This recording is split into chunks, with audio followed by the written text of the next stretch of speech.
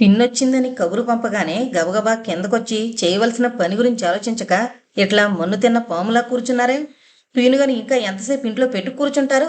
బొత్తిగా బాధ్యతలేని మనిషిని కట్టుకుని ఏడుస్తూ కూర్చోమని భగవంతుడు రాశాడు కాబోలు. ఆగకుండా మాట్లాడుతూ పోతూ క్షణం ఆగి మొగుడి వంక సూటిగా చూసింది. అతనిని తన మాటలతో ఎదుర్కొంటున్నట్లుగా. ముఖం కళ్ళు ఎందుకలా ఎర్రగా ఉన్నాయి? ఎలా ఉన్నాయి? నిదానంగా శాంతంగా త్యాగు తిరిగి అడిగేసరికి గుప్పున అతని నోటి నుంచి వాసనొచ్చింది. గంగ మొహం చిట్లించుకుంది. ఏంటి వాసన? ఎంతసేపటి నుంచి బాత్రూంలో ఏం చేస్తున్నారు? వాసన? ఇది వాసనటే? ఇది హాయిగా అనుభవించవలసిన సువాసనే. గడిదకు కర్పూరం వాసన ఏం తెలుస్తుందిలే. అలాగే నీకు ఈ వాసనలోని మజా తెలీదులేవే. ఏంటి? నేను గాడిదనా? నన్ను గాడిదతో పోలుస్తున్నారా? తప్పతాగింది చాలక ఇది అది అంటూ మాటకి మాట అంటున్నారా? ముక్కుకు సున్నం పూసుకుని దెబ్బలాటకి సిద్ధంగా ఉన్నట్టున్నారు. ఏమే అంటూ పెళ్ళాన్ని పిలవగల ధైర్యం కూడా వచ్చినట్టుంది. పెళ్ళం మొహం వంక తలెత్తి చూడడం కూడా చేతగాని మీరు పెద్ద మొగడైపోయారే. సరి సరి, మీతో వాదం పెట్టుకోవడానికి నాకు తీరిక లేదు గాని గబగబా మొహం కడుక్కుని కిందకొచ్చి చావండి. వెళ్ళిపోవడానికి తిరిగిన గంగ చేతిని త్యాగు గబాలను ఒడిసి పట్టుకున్నాడు. ఏంటి? కిందకొచ్చి చావమంటావా? ఏంటే మొగుడిని అన్న మర్యాద లేకుండా మాట్లాడతావా? నీకు నీకు దగ్గరగా వచ్చి ముఖం మీద ముఖం పెట్టి మాట్లాడుతున్న ఈ మొగుడిని చూసేటప్పటికీ గంగకి వెర్రి కోపం వచ్చేసింది. అరే చి వదలండి. ఒళ్ళు తెలియని మీరు కూడా ఒక మనిషేనా? అసలు మీకు ఒంటి మీద తెలివుందా అని. ఒక పక్క తండ్రి శవం ఇంట్లో పడుంటే ఇక్కడ కూర్చుని దొంగతనంగా తాగి పైగా నా చెయ్యి పుచ్చుకుని లాగుతున్నారా? మీకు అభిమానం ఉందా? అన్నీ వదిలేసుకున్నారా? సిగ్గులేదా? లేదు అంటూ తలాడించాడు త్యాగు. పట్టుకున్న చేతిని వదలకుండానే నేనెందుకు సిగ్గుపడాలే? నేను ఎవరి చెయ్యి పట్టుకోలేదే. నా పెళ్ళం చేతిని నేను పట్టుకున్నాను. అందులో ఏం తప్పుంది? అంటూ బిగ్గరగా మీద మీదకొస్తూ, ఏమేవ్ గంగ, నేనిలా మోటుగా మీద మీదకొస్తే నీకిష్టం కదా? ఒక పెగ్గ వేసుకుని పడుకునేందుకొస్తే ఏమనేదానివో జ్ఞాపకం లేదా? ఇవాళ మీరు నిజంగా మగవాళ్ళ లక్షణంగా ఉన్నారని నువ్వనేదానివి జ్ఞాపకం లేదటే? చిచ్చి అంటే చిచ్చి గిచ్చీను ఆ రోజు కలకత్తాలో పనికొచ్చింది, ఈనాడు పనికి రాలేదా? ఏం మాట్లాడుతున్నారో తెలుస్తోందా? అర్థం లేకుండా వాక్కండి. ఒళ్ళు తెలియనంతగా తాగారా? అంత డ్రింకు మీకు ఎక్కడి నుంచి దొరికింది? ఎలా వచ్చింది? దాచుకున్నానే. ఏం చేస్తావ్? ఎక్కడ దాచారు? మీ గదంతా జల్లించినట్లు మూల మూలలా గాలించి వెతికానే. నాకు తెలియకుండా ఈ ఇంట్లోకి డ్రింక్ ఎలా వచ్చింది? ఎవరు తీసుకొచ్చిచ్చారు? ఇంకా ఉందా? ఇంకా మిగిలుందా అని. ఎక్కడ దిక్కుమాలిసని ముందా వెధవ సీసాని వెతికి పట్టుకుని మురికి కాలంలోకి విసిరి కొట్టాకని ఇంకో పని. గబగబా వెళ్ళి ఇటు అటు పరిగెట్టి మంచం మీదనున్న దిండెత్తి చూసి అల్మరా తలుపులు తెరిచి లోపల సీసాగాని ఉందేమోనని బాటిల్ వేటలో నిమగ్నమై ఉన్న గంగని చూసేటప్పటికీ నవ్వొచ్చింది త్యాగుకి. అదంతా నీ చేతికి దొరకదే. నన్ను వెర్రి విధవ కింద జమ కట్టావు కదూ. నేను వెర్రివాణ్ణి కాదే, జీనియస్ని తెలుసా? బాత్రూంలోకి తొంగి చూసింది. లోపల పడున్న ఖాళీ సీసా ఆమె కళ్ళబడింది. ఇదెక్కడిది? నాకు తెలియకుండా ఎలా పట్టుకొచ్చారు? ఎక్కడ దాచిపెట్టి తీసుకొచ్చారు? సగం సీసా ఖాళీ చేశారా? అందుకనే కాబోలు ముఖం అలా ఎర్రగా ఉంది. మాటంత సొంపుగా ఉంది. ముక్కులు పగిలిపోతున్నాయి. నేనిప్పుడేం చేయను? ఈ స్థితిలో మీరు కిందకొస్తే మన పొరువేం కాను. మీకు బుద్ధుందా అని. ఏంటే బెదిరిస్తున్నావు? మర్యాద లేకుండా మాట్లాడవంటే నాకు కోపం వస్తుంది తెలుసా? ఆనాక మొహం కడుకుని కిందకొస్తారా లేదా? తక్షణం వస్తారా రారా? వీలవదు. రానే. పిన్నొచ్చేసింది. చీకటి పడింది. పీనుగుని తీసుకువెళ్ళడానికి అవదు అని రాత్రి చెప్పింది. మీ మట్టి బుర్రలోకి ఎక్కలేదా? మట్టి బుర్ర గిట్టి బుర్ర అని వాగామంటే చెంప చెళ్ళుమంటుంది. బివేర్. కొన్ని క్షణాల పాటు ఏం చెయ్యాలో ఏం మాట్లాడాలో కూడా తెలియని గంగ అలా నిల్చుండిపోయింది. కిందకి రాకుండా ఎంతసేపు ఇద్దరు ఏం చేస్తున్నారమ్మా అని అడుగుతూ శాషయ్య గదిలోకొచ్చాడు. తండ్రిని చూస్తూనే గంగ కంటి వెంట జలజలమని కన్నీళ్లు కారడం ఆరంభించాయి. చూడండి నాన్న, బాత్రూంలో దాచుకుని అరసీసా తాగేసి ఇప్పుడేమో కొడతాను తంతానంటూ మీద మీదకొస్తున్నారు. నాకు నేలిక పీక్కుని చచ్చిపోవాలన్నంత అవమానంగా ఉంది. ఏంటయ్యా గొడవ? ఏమన్నా ఇదేమన్నా బాగుందా? చేసేది న్యాయంగా ఉందా? త్యాగు అతని వైపు తిరిగాడు. ఏం బాగుంటుంది? ఏం బాగా ఉండదన్నది నాకు బాగా తెలుసు. నాకు బుద్ధి చెప్పక్కర్లేదు. ఇంకెవరినైనా చూసుకోండి మీ కబుర్లు వినడానికి. మా నాన్న అలా పడి ఉండడానికి, ఆయన పీనుగా అలా ఉండడానికి ఎవరండి కారణం? మీరు కాదా? తండ్రి కూతుళ్ళు కలిసి మా నాన్నను రమ్మని పిలిపించి ఉన్నవి లేనివి కల్పించి చెప్పి ఆయన కేటాకొచ్చేటట్లు చేసింది ఆయన ప్రాణాలు తీసింది మీరు కాదా? పైగా ఇప్పుడు నాకు ధర్మోపదేశం చేయడానికి వచ్చారా? ఆహా! ఉన్నవి లేనివి ఎప్పుడు చెప్పాం? ఏం చెప్పాం? 360 రోజులు తపతాగొచ్చి నా కూతురిని నానా హింసలు పెట్టలేదు. దాన్ని నల్లిని నలిపినట్లు నలపలేదు. ఇవన్నీ న్యాయమైన పనులు కదూ! ఇదిగో అబద్ధాలు చెప్పారంటే నాకు కోపం వస్తుంది. నేను తాగిన మాట నిజమే. కానీ ఈ రోజు దాకా దాని ఒంటి మీద ఒక్క దెబ్బ వేశానేమో అడగండి. చేయి చాపి ఒక్కసారి భుజాలు కూడా గుంజలేదు. కాలు కింద వేసి నల్లిని నలిపినట్లు రాచి రంపాన పెట్టానట. కాలుతో రాజానట. ఇంత వయసొచ్చి ఇలాంటి అబద్ధాలు చెప్పడానికి మీకు సిగ్గుగా లేదు? గంగ కళ్ళు తుడుచుకుంది. ఈ మనిషితో మాట్లాడి లాభం లేదు నాన్న. మన మర్యాద పోతుంది తప్ప. అవునే, నువ్వో పెద్ద యోగ్యురాలివి. క్షణం నోరు మూత పడకుండా సాధించి మొగుణ్ణి పీకు తింటాం నీ దృష్టిలో గొప్ప గౌరవమైన విషయం. అవునా? నువ్వు నీ మర్యాద. ఇదిగో మొహం కడుకుని వెంటనే కిందకొస్తారు రారా. రాను, రావడం లేదు. ఏం చేస్తావు? అతనంత మొండిగా రాను అని చెప్తున్నప్పుడు ఏం చేయాలో తెలియక గంగ అలానే నిల్చుండిపోయింది. క్షణం ఆగి, వస్తే రండి, రాకపోతే పొండి, నాదేం పోయింది? నాకేం పట్టింది మధ్యన? మీరు కొడుకు, ఆయన మీకు తండ్రి, ప్రాణం పోయి పడున్నాడు అంటూ ఎగ పిలుస్తూ గిరుకున్న గదిలోంచి బయటకు వెళ్ళిపోయింది. శేషయ్య కూతురు వెనకాలే వెళ్ళిపోయాడు. ఏడుస్తూ వెళుతోన్న పెళ్ళం వంక, ఆమె వెనకాతల బంతిలా దొర్లుకుంటూ వెళుతున్న మామగారి వంక చూస్తూ నిల్చున్నాడు త్యాగు. అతని మనసులో సంతోషంగానే ఉంది. కలకత్తాలో ఉన్న అన్ని సంవత్సరాల్లో ఏడాదికి 2 నెలలు తప్ప మిగతా 10 నెలలు పుట్టింటికి పరిగెత్తికెళ్లి గడిపిన భార్య గురించి ఆలోచిస్తున్నాడు. మా అమ్మకి తల తిరుగుతూ ఉంది. సంక్రాంతి పండగొచ్చింది. వడియాలు పెట్టుకోవాలి. అక్కయ్య కొంట్లో బాగలేదు. ఈ కలకత్తాలో చలి విపరీతం. దీనికి తట్టుకోలేకుండా ఉన్నాను. పిల్లవాడి మీద బెంగగా ఉంది. మన్ను మశానం అంటూ 1,00,000 కారణాలు చెప్పి ఊరు వెళ్ళిపోవడం, ఇవన్నీ జ్ఞాపకం వస్తున్నాయి త్యాగుకి. 6 ఏళ్ల కన్నాని కలకత్తాలో ఉంటే తండ్రిలా ఎందుకు పనికి రాకుండా పోతాడని తన పుట్టింట్లో ఉంచి చదువుకు పెట్టింది. తను ఎన్నిసార్లు చెప్పినా వినకుండా పిల్లవాణ్ణి ముదురాంతకంలో చదువుకు పెట్టి తనకి దూరం చేసింది. తన మాటల్ని లక్ష్యపెట్టలేదు. ఒళ్ళు పొగరు, ఒళ్ళు బలిసిన గాడిద. ఇవాళ్లలాగానే 4 పెగ్గలు వేసి ఏంటే అంటూ చెయ్యెత్తితే సరి, ఉండాల్సిన చోటున నోరు మూసుకుని పడుంటుంది. తడబడే అడుగులతో ఊగిపోతూ త్యాగు మంచం మీద కూలబడ్డాడు. యమ్మ నిద్రొస్తోందే. మాట్లాడకుండా కాళ్ళు జాపుకుని ఒక కునుకు తీస్తే ఎలా ఉంటుంది? త్యాగు, పిన్ని కంఠం. ఏంటయ్యా ఇది? వచ్చినవాడు వచ్చినట్లు మీ నాన్న ప్రాణాలు విడిచారు. లక్ష్మిని శారదని ఎలా ఓదార్చనయ్యా? ఇక మీదట నువ్వే కదయ్యా మాకు దిక్కు. నా కళ్ళు చేతులు దడదళ్ళాడిపోతున్నాయి. నేను ఏం చెప్పనయ్యా? అలానే నేల మీద కుప్పలా పడిపోయి కూర్చునున్న పిన్నివంక రెప్పలు ఆర్పకుండా చూశాడు త్యాగు. ఎన్నిసార్లు, ఎన్ని రోజులు అరటిపండులో సూదులు గుచ్చినట్టు మాట్లాడింది. ఎన్నిసార్లు ఈమె చెప్పిన చాడీల వల్ల నాన్నచేత తిట్లు దెబ్బలు తిన్నాడు. ఇప్పుడు మటుకు కొడుకు చెల్లెళ్ళు అన్న బాంధవ్యాన్ని జ్ఞాపకం చేస్తోందా? పమిట చెంగు నోట్లో కుక్కుని తనలోని బాధని దుఃఖాన్ని ఆపుకోలేక వెక్కి వెక్కి ఏడుస్తోన్న సవతి తల్లిని యాగు అలానే కూర్చుని చూస్తూ ఉన్నాడు. ఆ రోజున పట్టపగలు తలుపులు తీసిపెట్టిన ఇంట్లో కుక్కలాగా మొగుడు మీద కాళ్ళు చేతులు వేసుకుని పడుకున్న నువ్వు ఏడు, బాగా ఏడు. కాలేజీలో చదువుతున్న రోజుల్లో కూడా అతి చిన్న తప్పుని పెద్దదిగా చేసి నాన్నకు చెప్పి దెబ్బలు కొట్టించిన నువ్వు ఏడు, ఇంకా ఏడు. ఏడుస్తున్న కళ్యాణి కళ్ళెత్తి త్యాగు వంక చూసింది.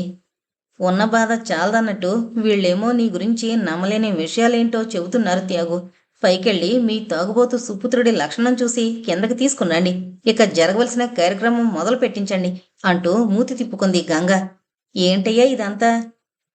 ఒక్క ప్రశ్నకి సమాధానం ఇవ్వకుండా ఏ మాటకి నోరు తెరవక నల్లసీసపు రాయిలా కూర్చునున్నాడు త్యాగు. ఏడ్చి ఏడ్చి అలసిపోయి నెమ్మదిగా కూర్చున్న చోటు నుంచి లేచింది కళ్యాణి. ఇంతకీ మన రోజులు బాగలేవు, లేకపోతే ఇటువంటి సత్పురుషుడు బలి అయిపోయి ఉండేవారా? నాయనా, కిందకి రావయ్యా, జరగవలసిన కార్యక్రమం జరిపించు బాబు. మధ్య మధ్య ఎక్కిళ్లతో ఆమె అంటున్న మాటలు, ఆమె వేషం త్యాగు భరించలేక, సత్పురుషుడా, నా తండ్రి సత్పురుషుడా, ఊళ్ళోకెళ్ళి చెప్పుకో. ఆఖరికి పసిపిల్లవాడు కూడా నవ్వుతాడు. పొంగుతూ పొంగుతూ ఉన్న చోరుగిన్నె మా అమ్మ ముఖం మీదకి విసిరి, మా అమ్మ జడ మధ్యకు కోసి నా చిన్న చెల్లెలకి మందిప్పించకుండా చంపేశాడే, అలాంటివాడు సత్పురుషుడా? నీలాగా మాయ మాటలు చెప్పి మొగుణ్ణి వల్లో వేసుకుని అరిచేతుల్లో పెట్టుకోవడం మా అమ్మకి తెలీదు. అందుచేత ఈ మనిషి ఆవిడ్ని తరిమి తరిమి కొట్టేవాడు, వేధించుకుని తినేవాడు. ఆ విషయం నీకు తెలుసా? సత్పురుషుడట, సత్పురుషుడు. దూత్తెరి. ఈ మనిషి నాకు తండ్రి అని చెప్పుకోవడానికి సిగ్గేస్తోంది. నీ ముఖం చూడాలనిపించడం లేదు. మర్యాదగా కిందకి వెళ్ళు. తెలిసి తెలియని విషయాలు మాట్లాడుతూ ఇక్కడే నిల్చున్నావా? మాటలు మీరావా? ఏం చేస్తానో నాకే తెలీదు.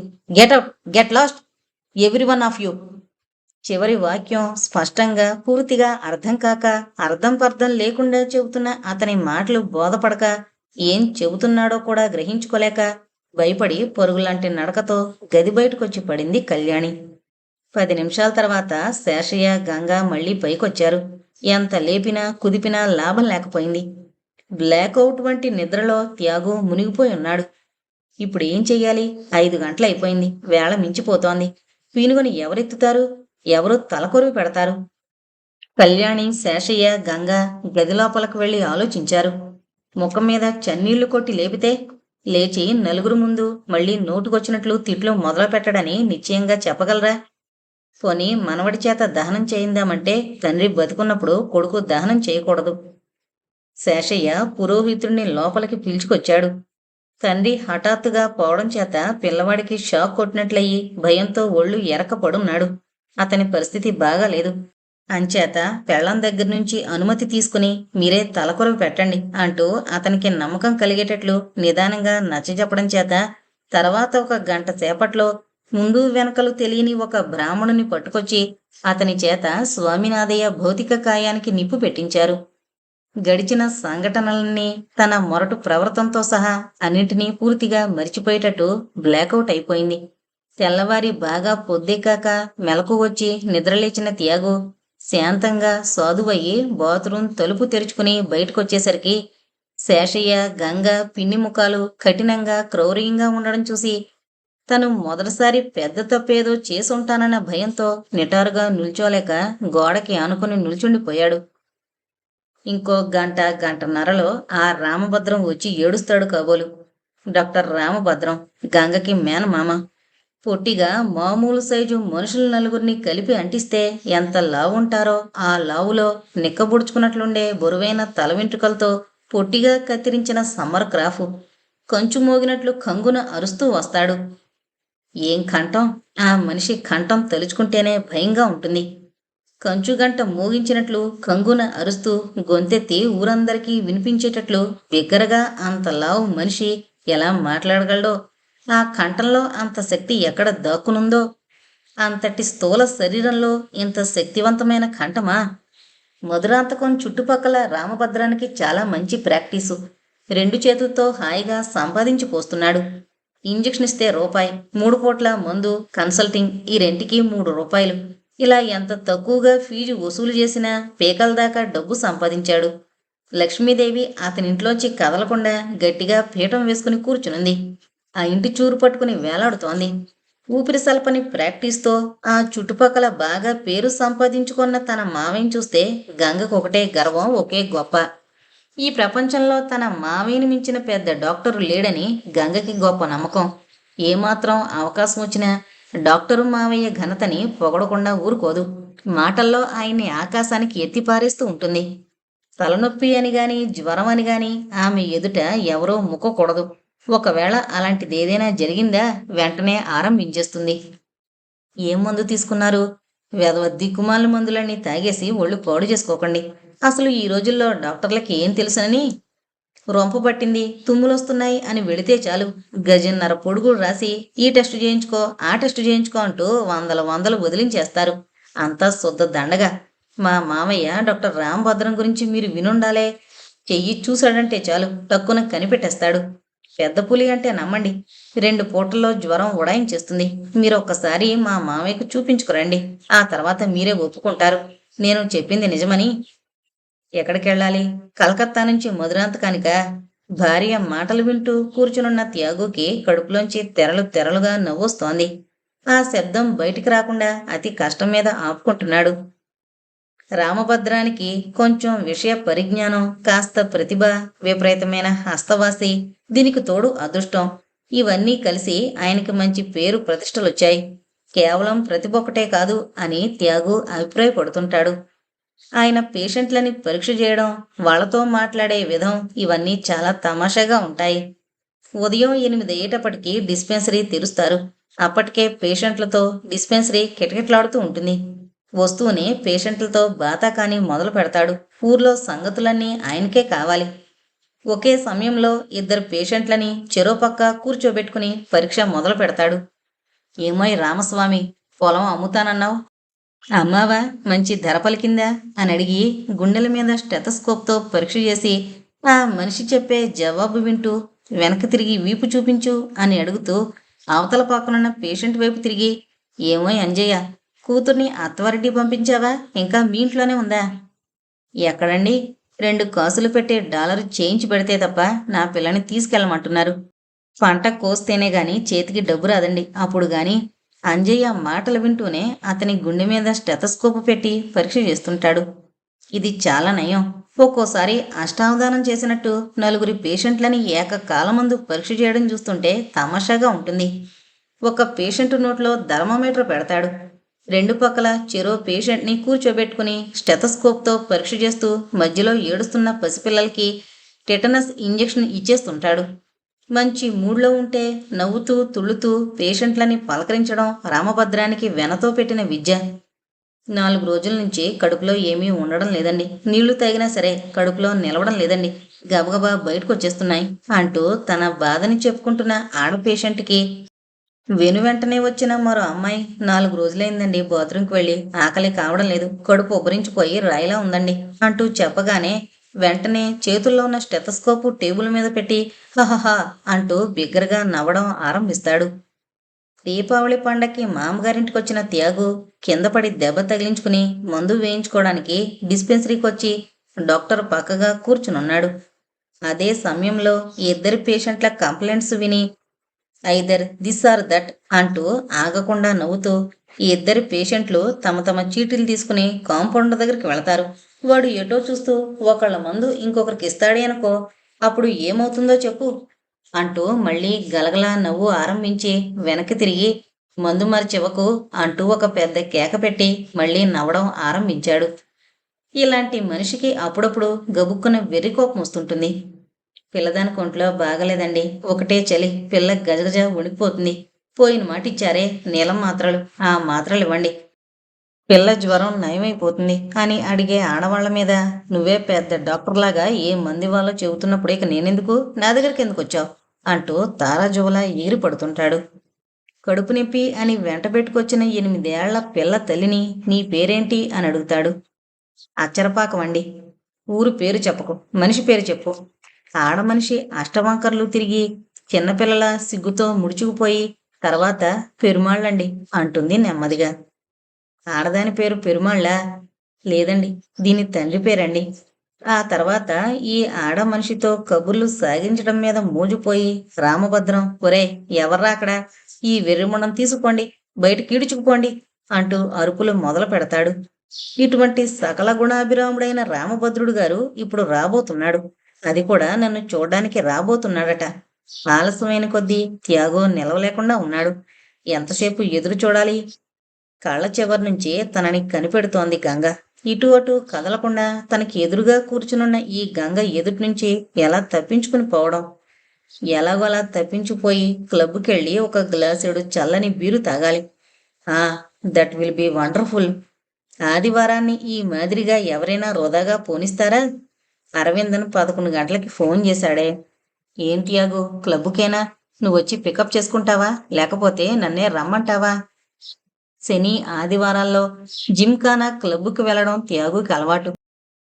పళ్ళు జిల్లుమనే చల్లని బీరు తాగడంతో ఆరంభమైన కార్యక్రమం కొన్ని రోజుల్లో సాయంత్రం అయ్యేసరికి విస్కీలోకి మారి ఆ తాగుడు అర్ధరాత్రి దాకా సాగిపోవడం కద్దు. నిప్పులు కురిపిస్తూ చూసే భార్య దృష్టి నుంచి తప్పించుకుని భోజనానికి రండి అంటూ నోరు మూత పడకుండా వాగే భార్యామణి గోల లేకుండా గడపగలిగిన ఒక ప్రశాంతమైన చోటది, ప్రత్యేకమైన స్థలం. 2 ఆదివారాలుగా త్యాగుకి ఇటువంటి ప్రశాంతి హాయి లభించడం లేదు. తండ్రి చావు, ఆ పైన కర్మకాండలకని తమ స్వంత ఊరికి ప్రయాణం ఇత్యాది కార్యక్రమాల్లో మామగారు భార్య ఇద్దరూ అమితమైన ఆగ్రహంతో తన పట్ల చాలా కఠినంగా ప్రవర్తించడం కూడా కొంత కారణం. తండ్రి చచ్చిపోయాక తలకొరువు పెట్టే స్థితిలో లేనంతగా తాను మితిమీరి తాగేశాడు. తన తాగుడిని నలుగురి ఎదుట బంధువులందరి ముందు ఒక్క మనిషిని కూడా విడవకుండా టామ్ టామ్ చేస్తారేమోనన్న భయం కలిగింది. మామగారు, గంగ, పిన్ని ముగ్గురు కలిసి నోటుకొచ్చినట్లు నానా మాటలు అన్నారు, తిట్టారు, బెదిరించారు. అన్నింటినీ తలెత్తకుండా సహించి విని ఊరుకున్నాడు త్యాగు. అరే బాబురే! ఆ రోజున గంగ ఎలా ఎగిరింది, శివంగిలా కేకలు ఎంత ఆర్భాటం చేసింది. తండ్రి, అత్తగారు ఇద్దరూ పక్కనున్నారని ధైర్యమా? మామగారి పీనుగా అలా పడుండగా మొగుడు వల్ల నలుగురు ఎదుట పడిన అవమానమా? ఇటువంటి మొగుడుతో కాపురం చేయడం ఎలా అన్న విరక్తితో మాట్లాడిందా? నిన్న అంత అల్లరి చేసి అందరి ముందు మనకి తలవంపులు తెచ్చిన ఈ మనిషి ఈరోజు ఏమీ ఎరగని నంగనాచిలా ఎలా కూర్చున్నాడో చూడు నానా అంది. ఇక మీదట నేను ఈ మనిషితో వేగలేను, భరించలేను. సిగ్గులేని మనిషితో నేను కాపురం చేయలేను నాన్న. ఇప్పుడే ఈరోజే మీతో తీసుకుపోండి అంది. ఇటువంటి మొగుడుతో కాపురం చేసే కంటే ఒక పొడవాటి మోకు తీసుకొచ్చి ఉరిపోసుకుని చావడం మేలు నాన్న అంది. 10 సంవత్సరాలు బట్టి మొగుడు దగ్గర పడుతోన్న బాధలు, అతను పెట్టే హింసలు, అతను చేసిన తప్పులు ఒక్కొక్కటి ఏరి చెప్పి గట్టిగా అరిచింది. తల గోడకేసి బాదుకుంది, ముక్కు చీదుకుంది, నేల మీద పడుకుని బోరున ఏడ్చింది. గదిలో ఒక మూలగా ఉన్న కుర్చీలో కూర్చునున్నాడు త్యాగు. అతను ఒక్క మాటకి బదులు చెప్పలేదు, పెదవి కదల్చలేదు, తల ఎత్తనూ లేదు. ఆఖరికి తమ ఊరు వెళ్లి కర్మకాండలు ముగించాలన్న నిర్ణయానికి వచ్చారు. కర్మకాండలు ముగిశాక మంచి డాక్టర్ దగ్గరకు తీసుకెళ్లి వైద్యం చేయించాలని ముగ్గురూ కలిసి తీర్మానించుకున్నారు. ఈ మాటలన్నీ అయ్యాక, ఇందుకు త్యాగు ఒప్పుకున్నాడన్న నమ్మకం కుదిరాక ఆ ముగ్గురి కళ్ళల్లోని క్రోధము కాస్త తగ్గింది. కళ్ళు ఎరుపు వర్ణం నుంచి శ్వేతంలోకొచ్చాయి. డాక్టరా, వైద్యమా, ఓ గాడ్ హెల్ప్! ఏంటలా చూస్తున్నారు? ఈ పోడలవాటు ఒక జబ్బు లాంటిదని, దీనికి వైద్యం ఉందని నాకు తెలియదనుకుంటున్నారా? మా రామభద్రం మావయ్య దగ్గర అన్ని విషయాలు పూర్తిగా చెప్పేస్తే నాకు శాంతిగా ఉంటుంది. అసలు మీ గురించి ఏనాడో చెప్పి మావయ్యకు అప్పగించాల్సింది. నా బుద్ధి గడ్డి తిని ఎన్నాళ్ళు ఊరుకున్నాను. రామభద్రం దగ్గర? భగవంతుడా! What does he know about alcoholics? No, ఆయనొద్దు. ఇంకెవరన్నా? త్యాగు ఏదో చెప్పబోతున్నాడు. మధ్యలో గంగ అందుకుని, ఏం మన కుటుంబ గౌరవం పొంగి చిందిపోతుందని భయమా? ఇంకో డాక్టర్ దగ్గరికి వెళ్ళి సిగ్గు లేకుండా మీ వేషాలన్నీ చెప్పుకుంటే తప్ప తృప్తి కలగదా? అయ్యో రామా, ఈ మనిషితో ఎలా వేగేనమ్మా? త్యాగు తగ్గాడు. తర్వాత అతని నోట్లోంచి ఒక్క శబ్దం కూడా రాలేదు. ఆఖరికి పెదిమలు కూడా నాలుకతో తడుపుకోలేదు. 2 పెదిమలు జిగురు పెట్టి అతికించినట్లు గట్టిగా మూసుకుని కూర్చున్నాడు. చివరికి అతని ప్రమేయం లేకుండానే అన్ని ఏర్పాట్లు జరిగిపోయాయి. ఊరికి వెళ్లి 6 రోజులున్నారు. కర్మకాండ్లన్నీ ముగించుకుని తిరిగొచ్చేశారు. ఊళ్ళో ఉన్న ఆ 4 రోజుల్లో తల్లి గురించి జ్ఞాపకాలు, వసువు గురించిన పాత జ్ఞాపకాలు, వీటితో అతని కాలం గడిచిపోయింది. హెడ్ మాస్టర్ గారి మాటల్లో అతను కొంత స్వాంతన పొందాడు. మనసుని ఆ డ్రింకు నుంచి తిప్పుకునేందుకు ప్రయత్నించాడు. మరీ ఆగలేనప్పుడు ఆత్మ ఇంటికి రాత్రుళ్ళు పరిగెత్తుకెళ్లి పిచ్చి దాహంతో ఒక పెగ్గ వేసుకుని ఆ వాసన బయటికి తెలియకుండా నానా తెప్పలు పడేవాడు. ఒక రకంగా మద్రాసే నయం, ఇక్కడ ఈ బాధ ఉండదు. మేడ మీద బాత్రూంలో వాటర్ ట్యాంకులో ఇన్నాళ్ళు దాచిపెడుతున్న సీసాల్ని గంగ కనుక్కోలేకపోయింది అంటే, ఆమెకక్కడ సీసాలు ఉంటాయన్న సందేహం రాలేదు అంటే, అది నిజంగా తన అదృష్టమే అనుకోవాలి. పెద్ద సీసా ఒకేసారి తీసుకొస్తే పొట్టుబడిపోతానేమోనని చిన్న చిన్న సీసాల్లో వాసన బయటపడిపోకుండా ఆరెంజ్ క్రష్తో కోకోకోలా డ్రింకుతో కలిపి తీసుకొచ్చి క్లోజ్డ్ ట్యాంకులో దాచిపెట్టి ఎవరో చూడకుండా రహస్యంగా తాగుతుండేవాడు. ఇది చాలకపోతే మందు తెచ్చుకోవాలి అంటూ బయటికెళ్ళి అలా ఏ స్నేహితుడింటికో చేరుకుని ఓ పెగ్గు వేసుకుని ఇంటికొస్తున్నాడు. జనరల్ మేనేజర్తో అర్జెంటుగా ఆఫీసు విషయాలు మాట్లాడాలి, అరగంటలో తిరిగొచ్చేస్తాను అని చెప్పి క్లబ్కి పరిగెత్తుకెళ్ళి 2 గ్లాసులు పుచ్చుకుని ఇంటికి తిరిగొచ్చాడు త్యాగు. ఇంటికి వెళ్ళడానికని కారు తిప్పి బండి స్టార్ట్ చేశాడు. స్టార్ట్ చేసిన ఇంజిన్ కదిలే లోపల మళ్లీ తాగాలన్న కుతి అతన్ని నిలవనివ్వకుండా పీడిస్తోంది. ఆ దాహాన్ని అతి కష్టం మీద అణుచుకుని ఇంటికొచ్చి చేరుకున్నాడు. ఆనాడు ఉదయం వేళ ఎప్పుడూ లేని గంగ అతనికి దగ్గరగా వచ్చి నిలబడింది. రేపట్నుంచి ఆఫీస్కి వెళ్ళబోతున్నానని నాన్నతో చెప్పారట. మీరు జాయిన్ అవడానికి ముందే డాక్టర్ని కలుసుకోవాలని నాన్న ఉద్దేశం. అందుకనే రామభద్రం మామయ్యని స్వయంగా వెంటబెట్టుకుని 5 లోపల తీసుకొస్తానని చెప్పి వెళ్లారు. ఇప్పుడే చెబుతున్నా, ఎక్కడికి కదలడానికి వీల్లేదు, సరేనా? 10 గంటల దాకా మామూలుగానే ఉన్న త్యాగుకి అరవిందన్ టెలిఫోన్తో మళ్లీ యావ ఆరంభమైంది. కొద్ది కొద్దిగా దేహం వణకడం ప్రారంభించింది. ఆ వణుకు బయటపడకుండా దాచుకోవడానికి మేడమెట్లెక్కి గదిలోకొచ్చి ఒక గ్లాసుడు డ్రింకు 2 గుక్కల్లో తాగేసి పడక గదిలో మంచం మీద పడుకుని ఒక కునుకు తీశాడు. 4 గంటలకు మెలకు వచ్చింది.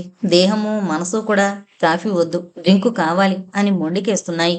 వాటి మొండితనాన్ని ఎదుర్కొనే మనోబలం కోసం అన్నట్టు కిందకొచ్చి కుర్చీలో కూర్చునున్నాడు. 5:15 అయ్యేటప్పటికి శేషయ్య గారు రామభద్రాన్ని వెంటబెట్టుకునొచ్చాడు. ఈ గుండు డాక్టరు నన్ను పరీక్ష చేయబోతున్నాడా? ఈ క్షణంలోనే పరీక్ష చేస్తాడా? నాలోని బలహీనతని నలుగురు ముందు బయటపెట్టి వీరంతా నాకు బుద్ధి చెప్పి నన్ను బాగు చేస్తారు కాబోలు. బాగు చేస్తారా? డైసెక్షన్ టేబుల్ మీద సాగదీసి పడుకోబెట్టి కాళ్ళు చేతులు మేకులు వేసి కొట్టిన కప్పలాంటి స్థితిలో చిక్కుకునున్నాడు త్యాగు. కుర్చీలోంచి లేవబోతున్న త్యాగుకి క్రితం రోజు తెచ్చిపెట్టుంచిన విస్కీ బాటిల్ వృధా అయిపోయిందా అన్న ఆలోచన కలిగింది ఆ క్షణాన.